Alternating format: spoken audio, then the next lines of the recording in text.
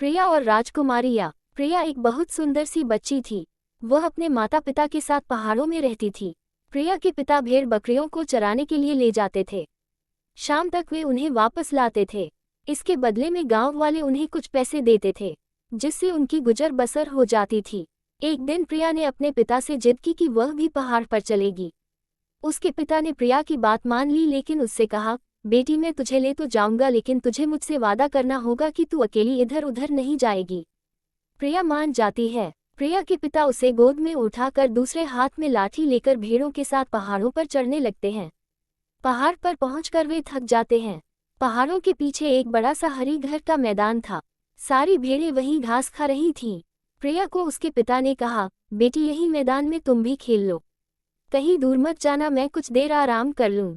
प्रिया ने देखा वहां पर बहुत से फूलों के पौधे थे, जिनमें सुंदर सुंदर फूल लगे थे। प्रिया वहां से फूल तोड़ने लगी। तभी उसे कुछ आवाज सुनाई दी, हमें बचा लो, हमें बचा लो। यह आवाज सुनकर प्रिया डर गई। वह दौड़कर अपने पिता के पास जाने लगी, लेकिन उस आवाज में इतना दर्द था कि वह उस दिशा में चल दी जहां से आवाज आ रही थी। वहीं पास ही में प्रिया ने देखा एक छोटी सी सफेद कपड़े की पोटली पड़ी थी। वह पोटली के पास गई तो पोटली हिलने लगी। उसमें से आवाज आ रही थी, हमें आज़ाद कर दो, हमें बचा लो। प्रिया ने डरते डरते पोटली खोली।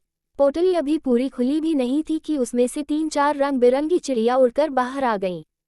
प्रिया डर गई, लेकिन उनमें से एक चिड़िया ने प्रिया के सामने आकर कहा, डरो नहीं, हमें तुम्हें नुकसान नहीं पहुंचाएंगी।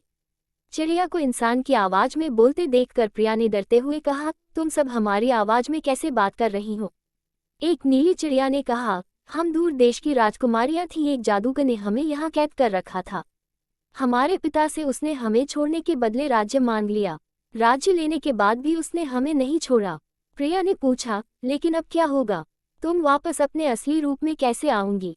ये सुनकर एक चिड़िया ने बताया, इस पोटली को अगर तुम तोड़ दो तो जादूगर का जादू खत्म हो जाएगा और हम असली रूप में आ जाएंगे।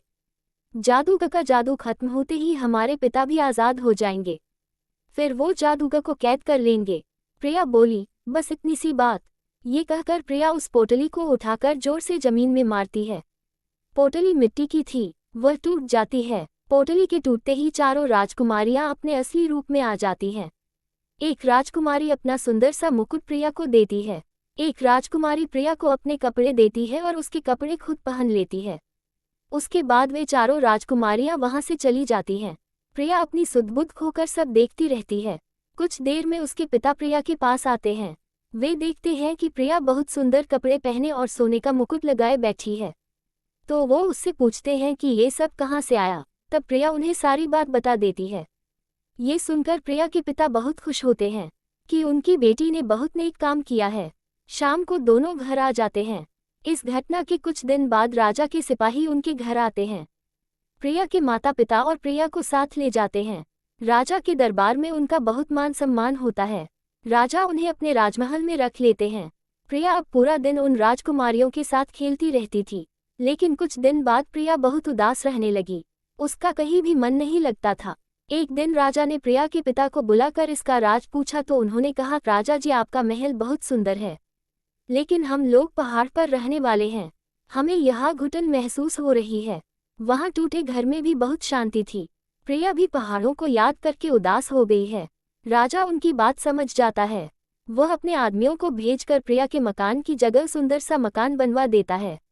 उसके बाद राजा बहुत सारे उपहारों के साथ उन तीनों को विदा करता है। प्रिया अपने घर पहुंचकर बहुत खुश हो जाती है।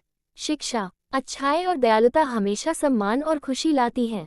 साथ ही सच्ची खुशी भौतिक सुख सुविधाओं में नहीं, बल्कि अपने प्रियजनों और अपनी जड़ों से जुड़े रहने में होती है।